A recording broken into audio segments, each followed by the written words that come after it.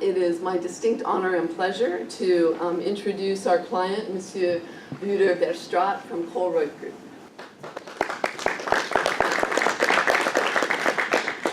Thank you very much, Deborah. Mesdames et messieurs, bon matin. Colruyt Group, tout d'abord, le français n'est pas ma langue maternelle, donc vous me permettez mes belgicismes. Maintenant, le problème, pendant des années, on a encodé, développé des logiciels sur mesure, et cette technologie est fin de vie, donc doit être modernisée. Il fallait donc moderniser tous nos systèmes faits sur mesure. À l'échelle du groupe, c'est relevant parce que ces logiciels ont grandi avec l'entreprise. L'entreprise est devenue d'une simple entreprise à un groupe d'entreprises. Et ces systèmes ont grandi de façon organique. Et il y a beaucoup de connexions point-to-point, loose coupling, ça n'existait pas encore à l'époque. Donc, les structures de l'entreprise n'est pas forcément suivies dans comment les systèmes sont conçus.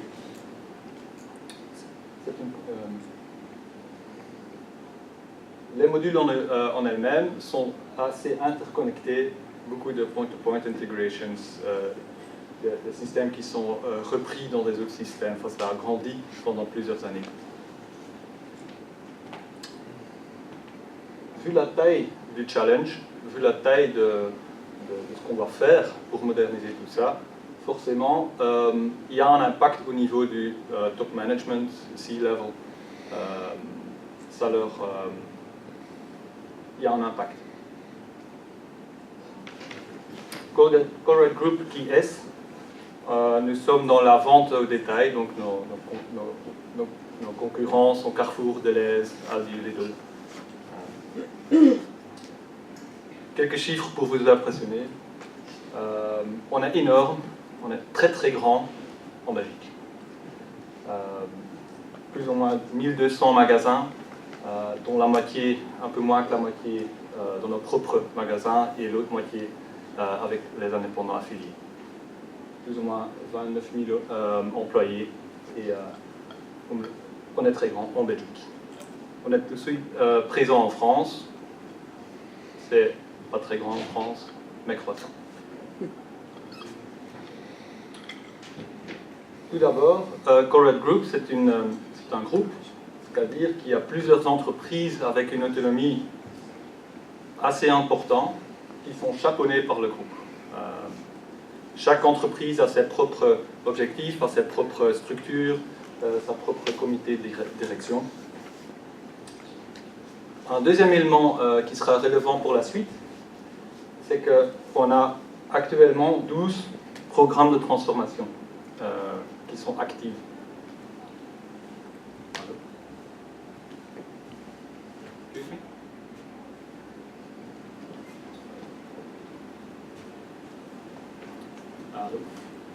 Par exemple, ce programme de transformation-là a comme but de rassembler tous les services de contact client, les services téléphoniques, dans toutes les entreprises qui font partie du groupe et les rassembler dans un.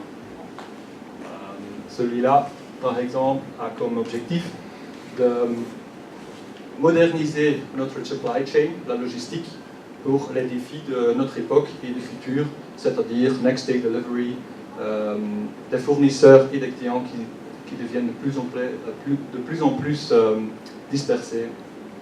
Ici, c'est en finance, aussi rassembler tous les logiciels, tous les processus de finance dans les différentes entreprises et les standardiser.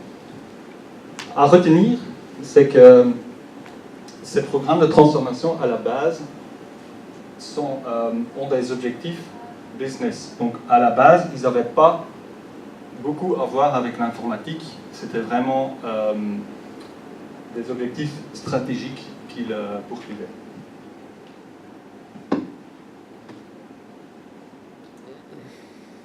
si on représente tout le travail qui doit être fait, donc tous ces modules comme une dune de sable, chaque grain de sable peut représenter une module, une banque de données, un système à décommissionner, à remoderniser, et on la met tous dans un gros tas de sable. La tâche devant nous, c'est d'enlever ce tas de sable et de le déplacer ou de faire en sorte que tout est parti.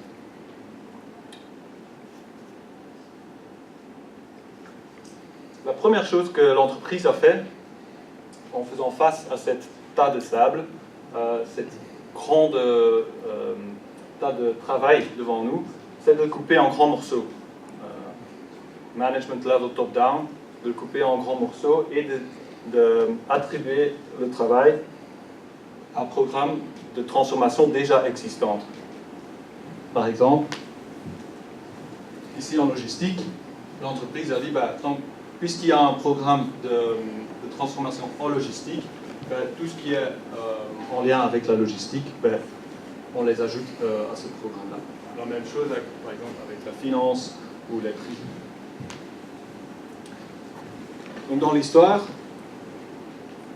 les programmes de transformation qui ont débuté comme des programmes de transformation business orientés stratégiquement ont aussi reçu un poids de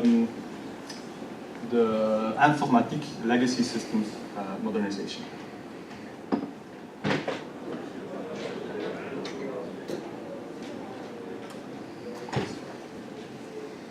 Si on descend un niveau plus profondément dans l'informatique, ce qui a été attribué à ce programme, c'était tous les composants, des modules, des banques de données qui étaient interdépendants.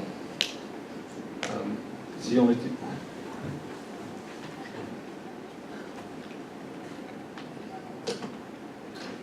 Chaque programme était divisé en plusieurs projets, ces plusieurs projets faisant partie d'un roadmap d'un programme.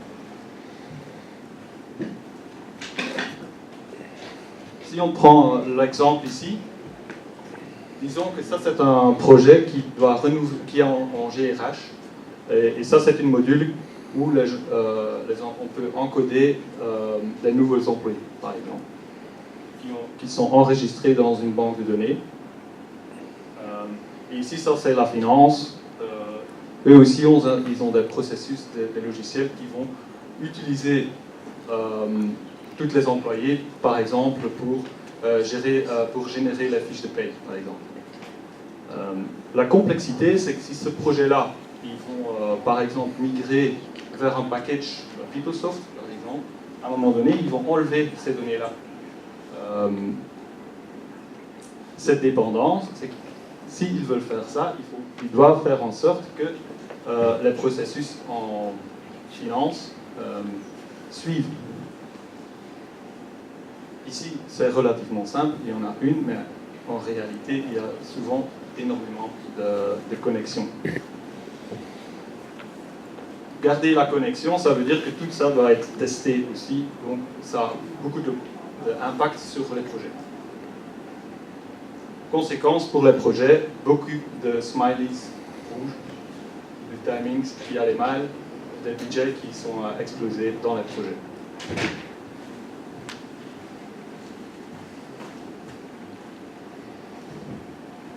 La solution, il fallait absolument gérer cette complexité bottom-up mais centralisée. Évidemment, on avait des systèmes, des processus de gestion des programmes top-down dès que le début, mais ils n'ont pas su gérer vraiment les dépendances entre ces projets d'un niveau data et d'un niveau technique. Et à travers les années qu'ils ont travaillé là-dessus, ça a prouvé un grand problème. Donc la solution, c'est qu'il faut évidemment garder cette gouvernance top-down, mais complétée par une gouvernance bottom-up qui prend en charge toute la complexité tant qu'elle est, c'est-à-dire au niveau des données et les connexions de data. Donc la gouvernance du bas vers le haut, ça c'est très important. Aussi, c'est relativement complexe de communiquer sur ce sujet-là avec les gestionnaires, parce que c'est informatique, c'est compliqué, c'est des détails. Il fallait donc trouver un langage agnostique qui permet de communiquer sur ce problème-là dans tous les niveaux, avec les informaticiens, mais aussi avec le CEO. Préférablement, sans perdre accuracy. L'idée de base, c'est de minimaliser le nombre de dépendances entre les projets. Parce que ça, c'est dangereux. Quand un projet doit gérer les dépendances avec trop de parties, ça peut ralentir le projet, ça peut faire exploser le budget et donc ne pas faire avancer la modernisation. La solution, on a un inventaire de tous nos systèmes et toutes les relations qu'il y a entre ces systèmes-là. Cet inventaire, on l'a déjà depuis longtemps, mais il nous manquait un outil pour le gérer. C'est tellement complexe, c'est tellement grand, qu'avec les outils de base, on ne le faisait pas. C'était techniquement possible, mais on ne le faisait pas parce que c'était trop complexe. Et c'est là que Tom Sawyer nous a aidés à créer un logiciel de gestion et de visualisation pour obtenir ce langage agnostique et pour vraiment gérer tout ça de façon faisable, on va dire, et plus claire. Le processus de gestion, il y a plusieurs étapes. Tout d'abord, il faut savoir quel projet va décommencer quoi, même encore avant que les projets ont commencé. Ça, c'est l'avantage. On peut en fait prévenir les projets des futures difficultés qu'ils pourraient avoir et déjà le gérer même avant qu'il y ait une équipe, même avant qu'il y ait un project manager et tout ça. Faire en sorte que tout est couvert, que tous les systèmes sont attribués à un projet. Et puis, regarder le nombre de dépendances des projets. Un projet qui a, par exemple, 300 dépendances sur des autres projets, ce n'est pas gérable. Commencer ce projet comme ça, c'est demander beaucoup d'ennuis. 3 dépendances, ça pourrait être... donc on fait aussi un audit sur la faisabilité des projets dans le futur.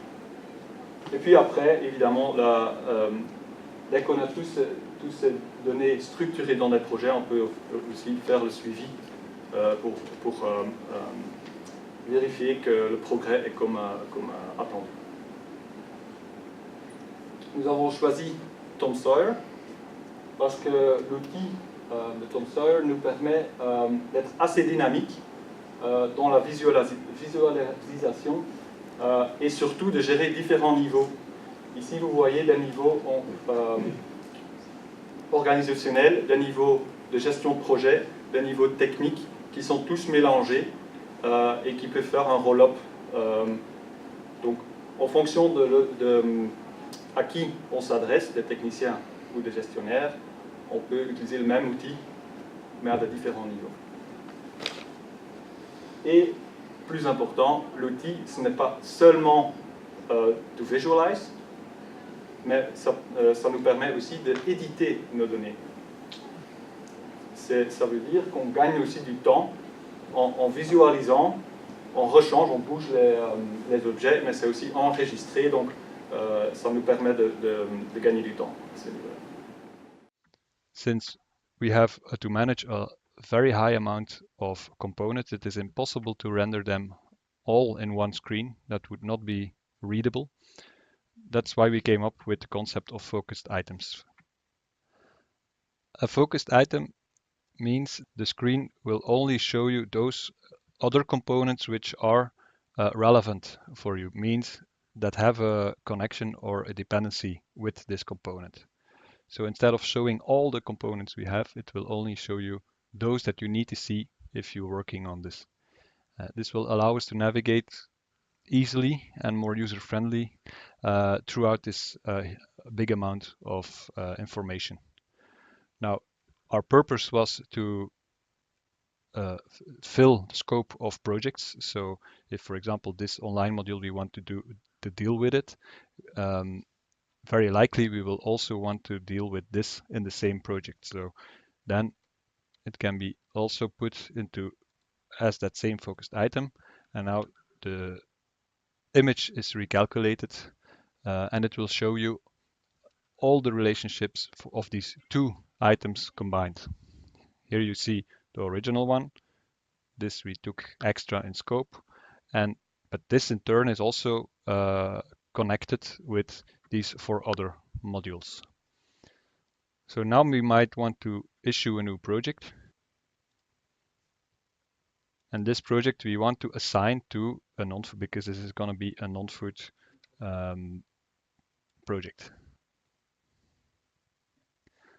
So now we've created a new project within the non-food business, and we want to actually assign the scope of that project. So in this case, we're going to take this one and this one and drag it into scope of this new project.